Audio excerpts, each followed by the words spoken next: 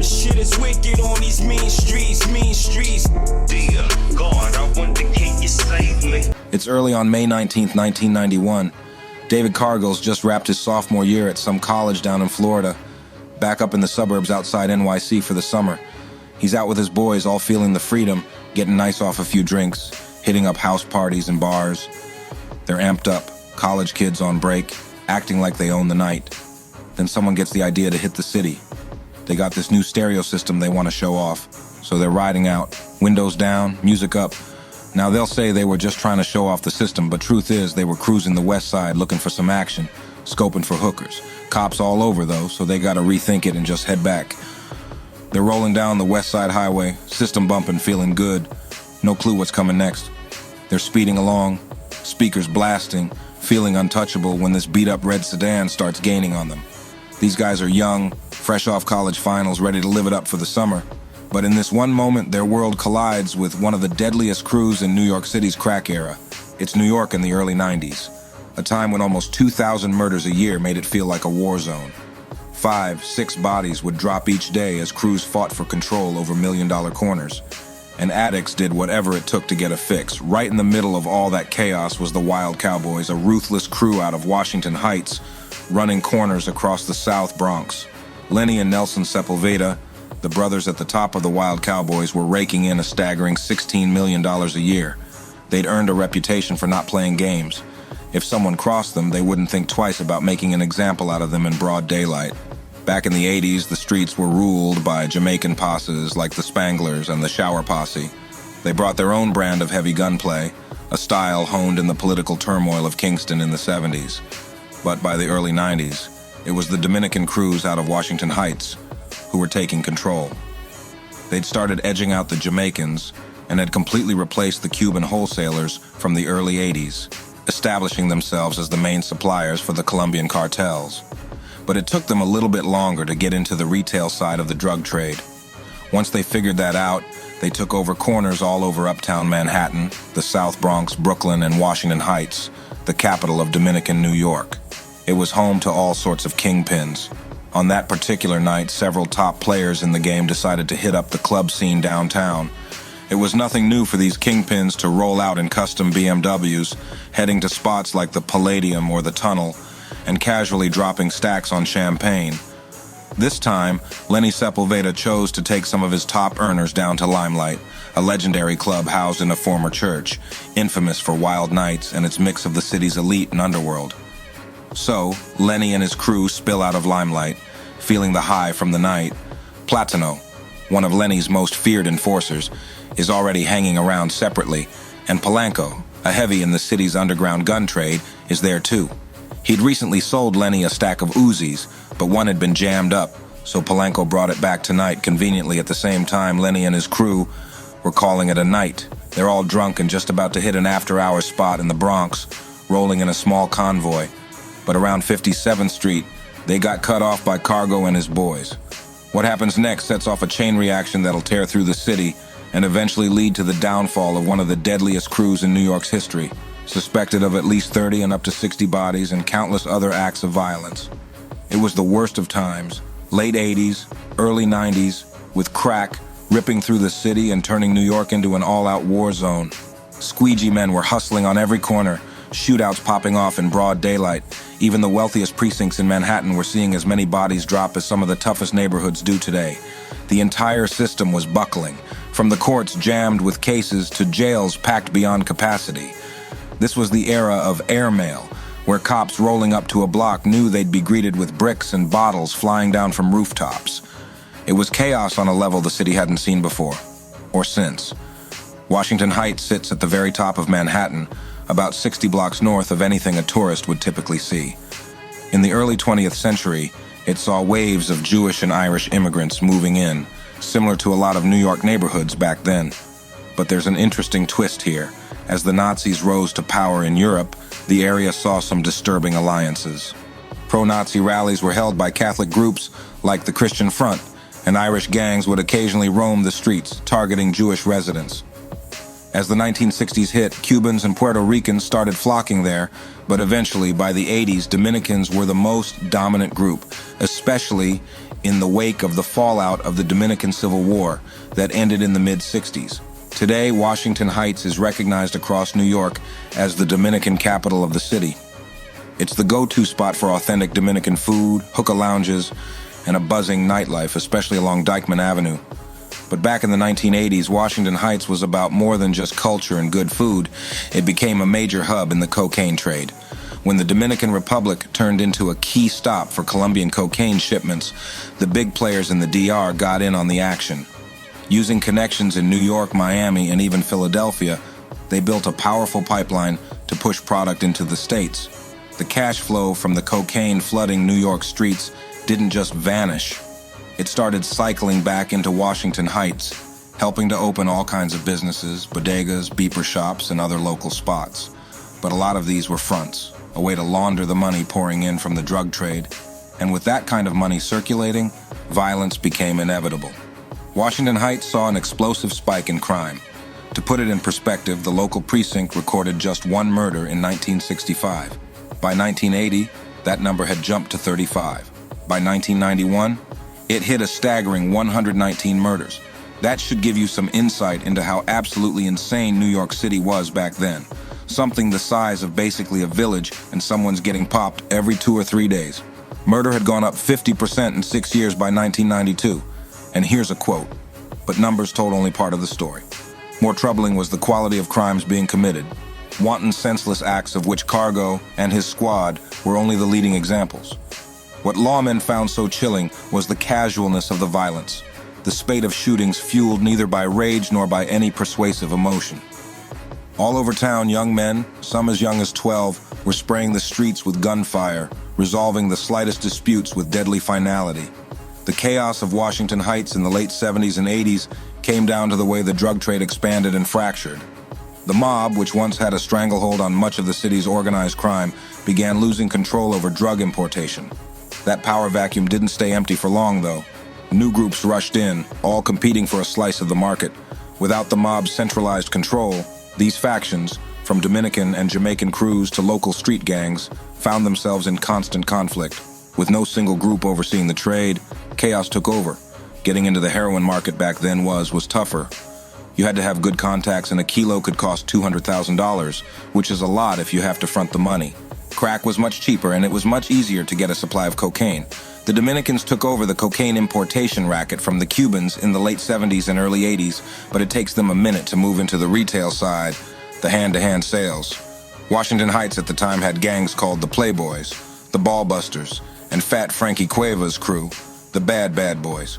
Frankie will be back, so remember that name. These were little street gangs. They fought, they stole cars, they sold weed, maybe they did some stick-ups. It was nothing too crazy. Then came cocaine and things only got crazier. By 1982, 2 members of a crew called the Bad Boys saw a new hustle on the rise.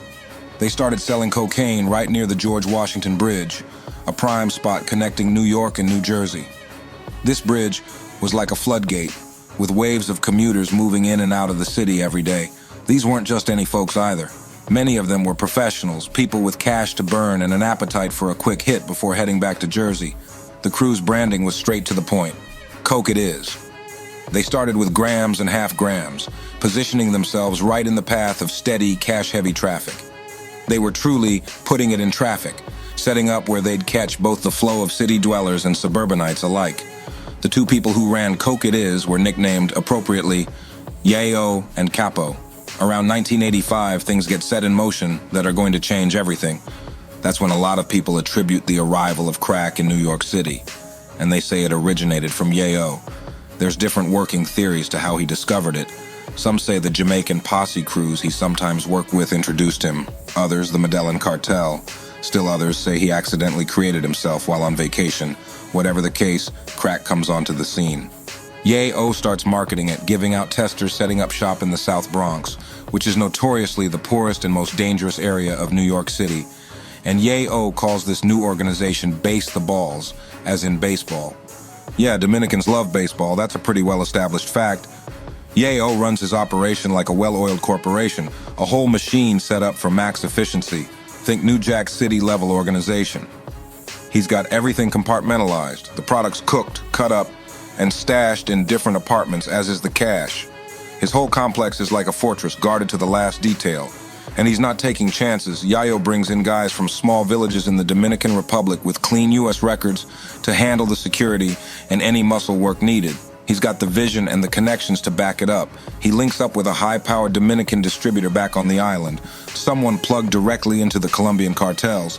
And Yayo's smart about his cash flow.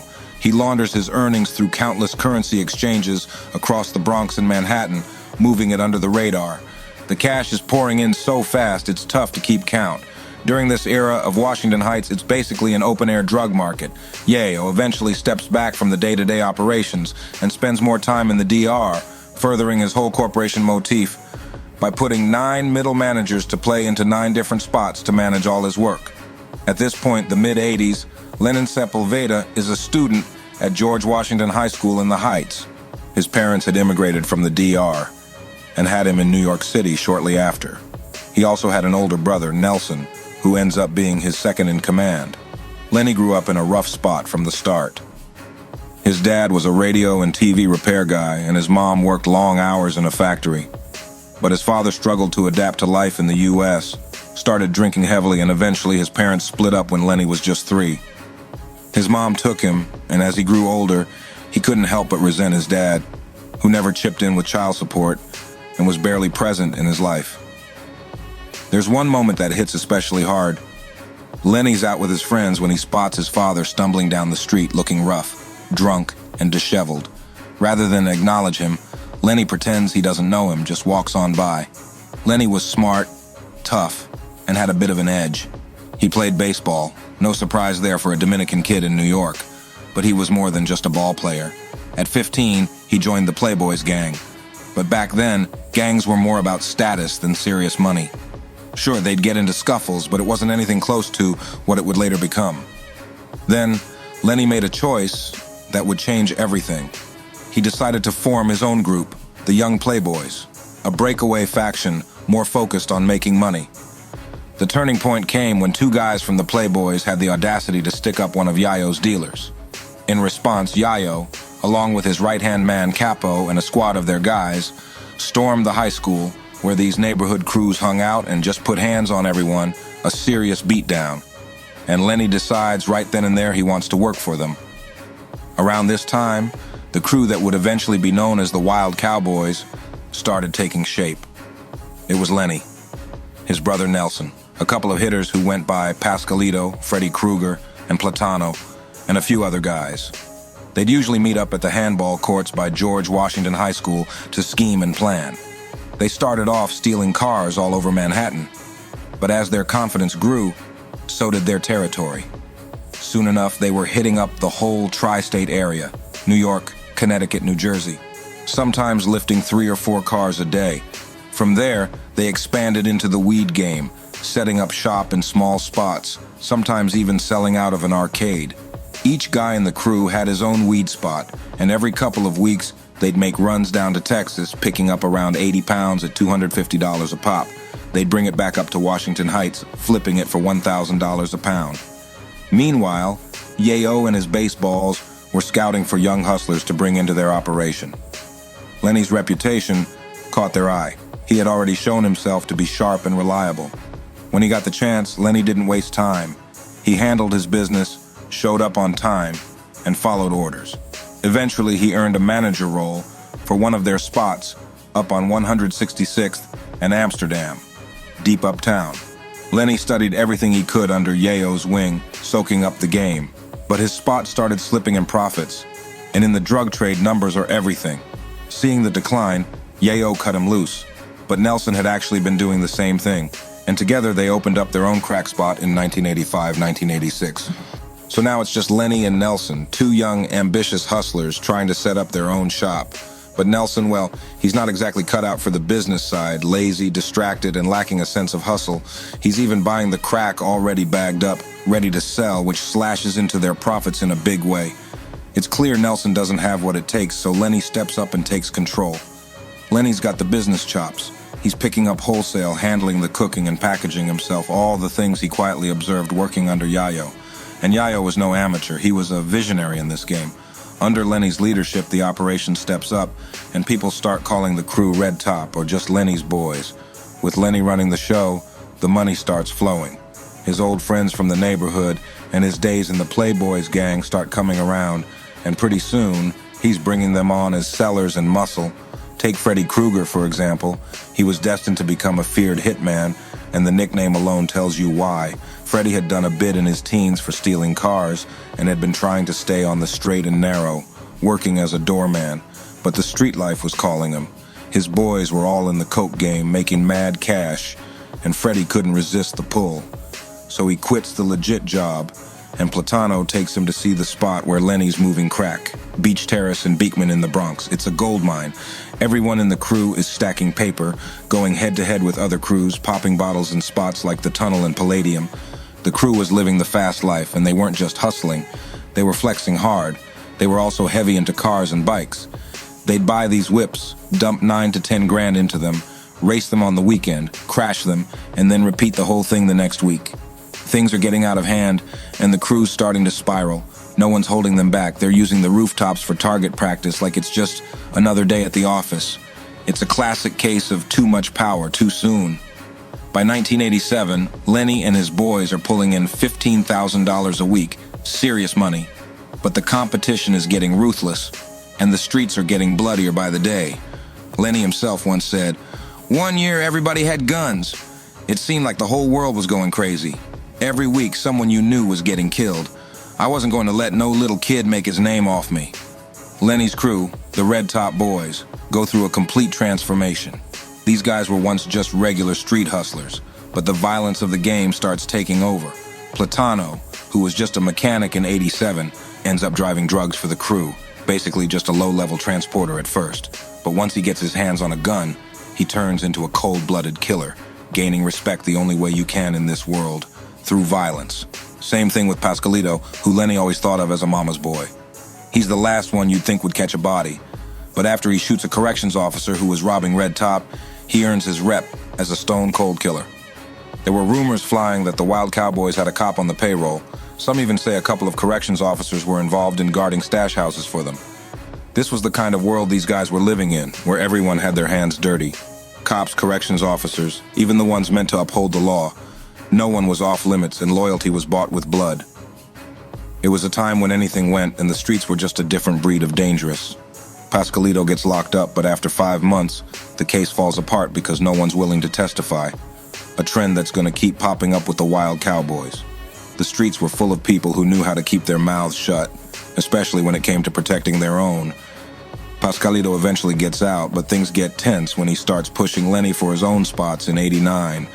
Lenny agrees, but he makes it clear. Pascalito has to buy his product from him, give him most of the profit, and stay away from Lenny's territories. He also has to call his stuff Orange Top instead of Red Top. But Pascalito, of course, isn't having it. He goes off and gets his own supplier, and now things really start heating up. Lenny applies pressure, and eventually they strike a deal. But this becomes a recurring theme. Once they're in the game, the same dudes who came up together start testing each other, turning on each other, and sometimes even warring over turf. What's crazy is that they've got no problem threatening and killing witnesses to keep their business quiet. But when they get locked up, it's a different story. They start snitching on each other to cut deals. The Cowboys' main spot for slinging was this place called Beach Terrace, but that joint got wrecked, so they moved into an alley they nicknamed The Hole. This was late '80s, and back then, their game was out in Washington Heights, the upper tip of Manhattan. But just across the narrow Harlem River was the South Bronx, and that's where things really went down. Most of their sales, their shootouts, the real action was over there.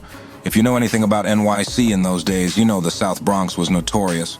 The '70s laid the groundwork for what would become one of the grittiest spots in the country. The whole area looked like a battlefield with all the abandoned, burned-out buildings, tons of them torched for insurance money, and no one could forget it. You can still find footage on YouTube showing blocks that looked more like a post-apocalyptic movie than New York City. The area was infamous for its gangs too. Those old-school crews with leather jackets, cut-off sleeves, and street rep. And with poverty levels through the roof, it was labeled as one of the poorest places in the country. By the time the Cowboys set up shop there, crack had flooded those streets and only added to the chaos. Their customer base stretched far beyond the usual local crowd. They had folks coming in from Bergen County, New Jersey, a quiet, upscale suburb just across the river, plus customers from the North Bronx, Westchester, all over. Between 1988 and 1991, the Cowboys were pulling in around $30,000 a day from their operation. According to a New York Times article that covered their trial, Nelson Sepulveda laid out just how organized their setup was. He described a sprawling network of spots across the South Bronx and Upper Manhattan, each raking in serious cash. One spot alone was clearing $100,000 a week. Out of that, Nelson pocketed around $8,000 weekly, while his brother Lenny took in a bit more at $13,000. Their managers, the guys overseeing each of these spots, made about $800 a week. The drug itself, he referred to as the work. Down in the South Bronx, the Cowboys were making a name for themselves, fighting viciously to control the territory. It wasn't uncommon to see them throwing down with bats, knives, anything they could get their hands on. Shootings in broad daylight became part of the routine. They hit a turning point in 1989, though, when they publicly executed two rival dealers suspected of killing one of their own. This killing became so notorious in the area that people started calling it simply the Double. Soon after, the Cowboys moved their main base to 348 Beekman Avenue, which quickly gained a dark reputation. The place was infamous, a zombie land of addicts, dealers, and enforcers. The Cowboys took over apartments, paying off or intimidating tenants into letting them use their spaces for stash houses, packaging operations, or selling spots. For tenants who refused, they weren't above using brutal tactics, sometimes even killing those who resisted. They kept everyone in line with beatings. Discipline was as harsh as it got, with brick-smashing knuckles as one of their standard punishments. Kids as young as 10 or 12 were brought in to move bundles around, keeping the operation tight and hidden. Every day brought more violence, with public beatings just part of life on Beekman, as the Cowboys tightened their grip on the block. The Cowboys didn't play when it came to loyalty and discipline. If a worker stole, messed up, or even showed the slightest sign of slacking, they paid for it, brutally. The Cowboys built a reputation for being one of the most violent crews in a city already flooded with ruthless drug organizations. There were about 60 drug crews in Manhattan alone. But while other crews had maybe one or two enforcers, the Cowboys broke the mold. Almost every member was a shooter, armed and ready. The name that struck the most fear was Platano. Even among a crew known for being relentless, Platano stood out as the real shooter, a cold-blooded killer. People were terrified of him. His reputation alone made folks think twice before crossing the Cowboys. Legend has it, one of Platano's own associates accidentally shot him in the back of the head, and somehow, he survived. That brush with death didn't slow him down. If anything, it made him colder, more ruthless. He came back more violent than ever, to the point where he reportedly told informants he'd been involved in a dozen homicides within just 6 months. Then 1989 hits, and there's a big turning point. Fat Frankie Cuevas gets out of prison. Remember him? Fat Frankie Cuevas was one of the OGs. He came up with all the Cowboys. A little older, he used to run with the street gang, the Bad Boys, back in the day. But by the time crack and coke start running the streets, he's basically an old head in the game. Still, he's got a reputation as a street legend. So Lenny sets him up, fronts him some kilos to kick off his own operation. And Frankie, despite his age, doesn't miss a beat. He makes a solid comeback, running his own little side of things. They're both expanding, stacking up money, and unleashing violence to protect what's theirs. But with both of them making moves and holding that much power, you could see the storm brewing. By 1991, the violence with the Cowboys is at a peak. Some of it's about business, but a lot is just straight up senseless, like throwing low-level workers off rooftops or even setting them on fire as punishment. May of '91 is when things really explode with the Cargill murder that kicked this whole story off. That night, Lenny and the crew are supposed to be picking up a gun that's been fixed by a guy named Polanco. This dude isn't just some random contact. He's deep in the game. Known around as Crazy Ray, Polanco's the go-to guy for guns, grenades, you name it. He's from Brooklyn, out of the Gowanus projects, with a rep as a full-blown killer and a supplier for crews all over the city. Polanco, this ruthless puppet master behind dozens of killings, is right there with Lenny. Polanco's so battle-scarred, he's walking around with a colostomy bag, but he's still in the thick of it. As they're driving off, Cargill and his crew cut them off, and Polanco sees an opportunity. He turns to Lenny and tells him, time to test that piece. Lenny rolls down the window and pulls the trigger. but nothing. It jams once, then again, as if the gun itself knows how wild this situation is. Frustrated, Lenny hands the gun back to Polanco, who tweaks it quick and hands it back. This time, when Lenny squeezes the trigger, it's working, and he sprays Cargill's car, killing him on the spot. It's one of those notorious New York moments, no logic, no strategy, just a random, senseless hit that somehow perfectly reflects the chaos of the city back then. A story where the violence feels as unpredictable as the streets themselves. A couple of college kids gunned down on the highway. It's just senseless and brutal, and no one can make heads or tails of it at first. It's like this untouchable, unsolvable case hanging over the city. But then, piece by piece, detectives start connecting the dots, and all roads lead back to the wild Cowboys.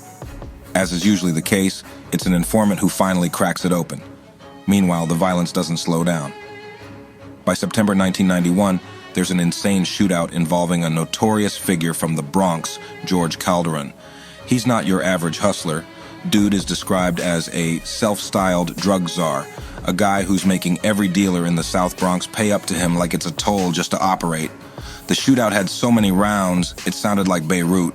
By now, Lenny's just at his breaking point. The stress, the constant violence, and the never-ending chaos are wearing him down, so he takes a plea on a gun charge. It's almost like he's planning a vacation, thinking a year locked up might be a chance to cool down, clear his head. Before heading inside, he leaves his brother Nelson in charge, but the streets don't hit pause just because Lenny's out of the picture. Then, right before Christmas in December, things explode again. A 17-year-old dealer named Anthony Green, repping the Yellow Top crew, is out here selling crack for $3 a hit. Now that's a problem because the Red Top crew is charging $5, and Green's spot is right in their turf. The Cowboys give him a warning, telling him to take his business elsewhere, but the kid doesn't listen. Nelson, in charge now, calls for the hit. The Red Top crew rolls up in 2 cars, and the stories vary. Some say there were 2 shooters, others say 4, but some say as many as 8. What's clear is that when they show up, it's straight chaos. They catch Anthony Green on the block and shoot him 6 times, leaving him dead in the street. But they don't stop there.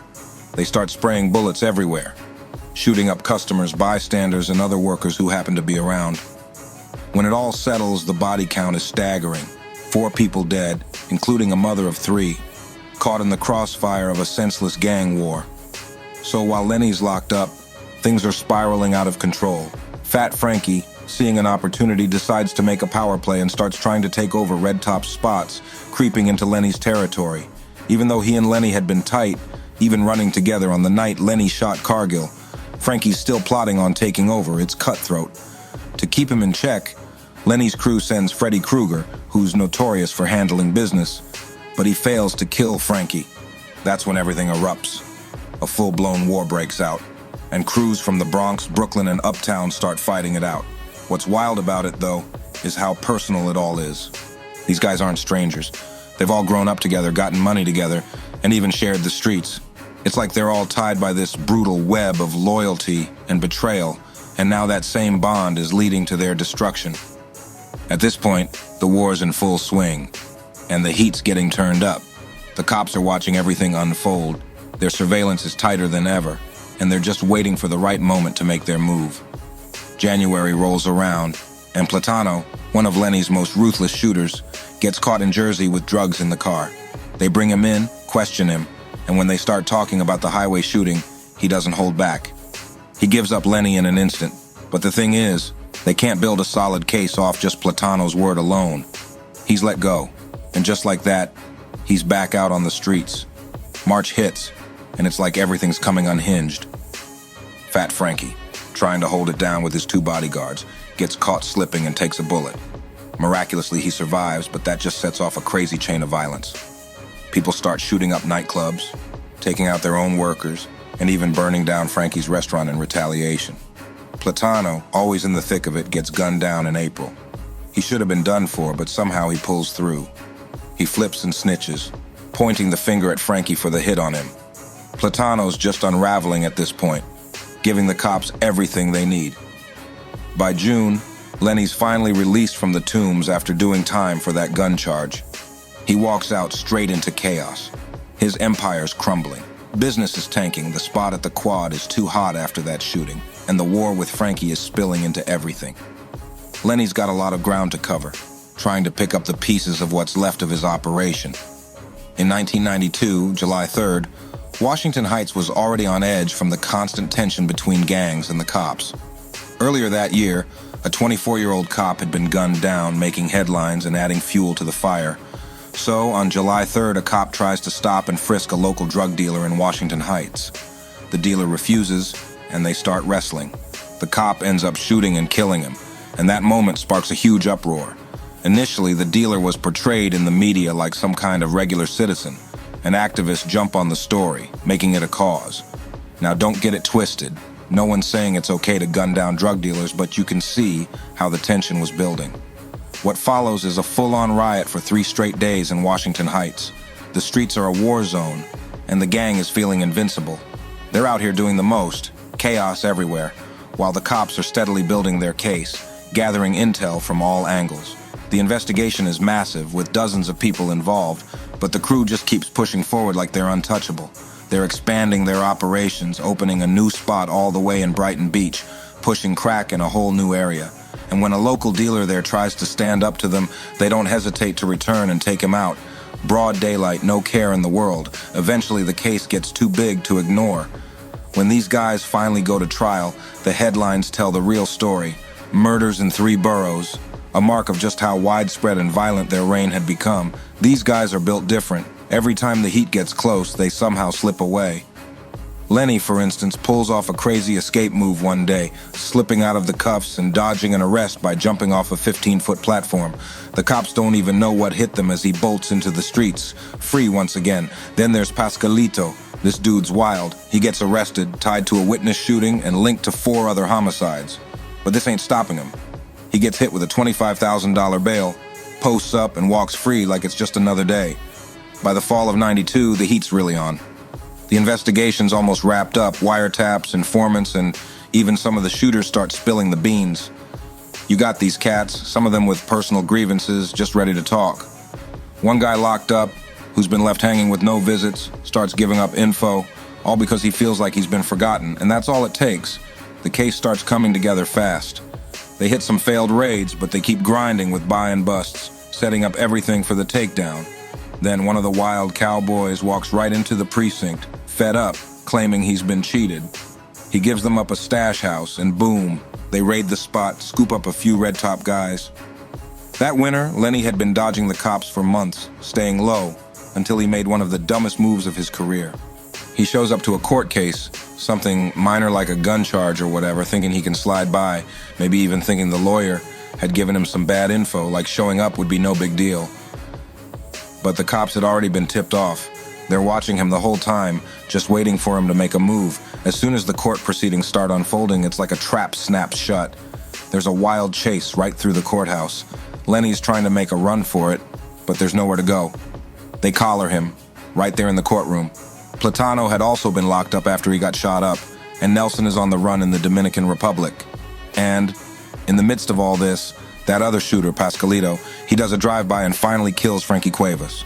Throughout 1993, the heat on the wild Cowboys just kept building.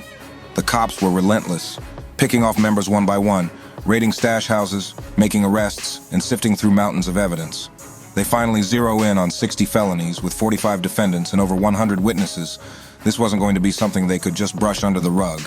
But there were 2 key players still free, Pascalito and Nelson. The 2 were laying low in the Dominican Republic, thinking they could escape the storm. But the law was catching up. They got sloppy, and eventually, they were both caught. Since they were both American-born citizens, the Dominican authorities didn't put up much of a fight when it came to extradition. The trial kicks off in 1994, but by then, most of the wild Cowboys had already started pleading out, cutting deals with the prosecution. The courthouse is heavily guarded, and there are whispers of hits being ordered on lawyers and cops. Straight-up mob-style intimidation. But the wild part is both Lenny and Nelson, the heads of the operation, end up taking plea deals themselves. They both plead guilty to 25 to life, but what's even more wild is that they agree to testify against their own crew. The same people they built their empire with, the ones they grew up with and ran with in the streets. It's almost like a betrayal of their own men. But at the same time, it's survival. They helped the prosecution nail down convictions on their lower-ranked soldiers, ratting out everyone from the bottom up. The irony is, despite being the top dogs in the Wild Cowboys, both of them end up on the stand, essentially turning on their crew to save their own skins. Here's a Times article from around then quoting, "With his former workers watching him passively from a bank of defense tables to his right, Mr. Sepulveda, a slim-faced man in blue jeans and a multicolored sweater, spoke during the morning of the mundane daily workings of the organization that he and his brother, Lenin, 27, better known as Lenny, had founded in 1986. I was in charge of the apartments," Mr. Sepulveda testified. "I took care of the kitchen, cutting and weighing, hiring the workers, paying the workers." Referring to his brother, Mr. Sepulveda said he took care of the spots. Here's a quote from another news article. One defendant wore a black t-shirt emblazoned with a large white skull during Tuesday's proceedings and made obscene gestures at the assistant district attorney. One of the guys arrested for the quad shooting is saying that he actually wasn't involved and a couple of other things like that. But at its peak, the Wild Cowboys brought in $16 million a year, had between 40 to 60 members, and were connected to anywhere between 30 and 60 murders. Once it became clear that Lenny and Nelson had cut some kind of a deal with a district attorney, even though the details were unknown, another member, Fat Danny, killed a witness's whole family. He and Pascalito also threatened to kill any former gang members, such as Frankie Zero, and anyone who cooperated or testified at trial. The Wild Cowboys, the gang which began as a car theft ring, earned up to $20 million a year and allegedly killed 30 to 40 people, mostly in drug-related shootings. The gang controlled cocaine trade in the Bronx, Manhattan, and Brooklyn for nearly a decade, protecting its turf through intimidation and violence. You have no values, no morality. You have no respect for the law. Manhattan State Supreme Court Justice Leslie Snyder told the defendants prior to handing down the sentences, "If someone got in your way, kill them. You had only one law: kill, steal, sell drugs, make money, and to hell with everybody else." The judge added, "Well, I intend to make the rest of your lives very simple." She began imposing the maximum sentences. An entire neighborhood was brought to their knees because of your reign of terror, because of the poison you sold to these children. Let these sentences be a message to every vicious drug gang. You will be removed from society forever. A Manhattan State Supreme Court jury convicted the defendants in May, following an 8-month trial and 14 days of deliberations. In the end, the sentences were handed down. Fat Danny got 158 years, Platano 133 years, and Pascalito got 116 years. This was finally the end of the Wild Cowboys. The shit is wicked on these mean streets, mean streets. Dear God, I wonder, can you save me?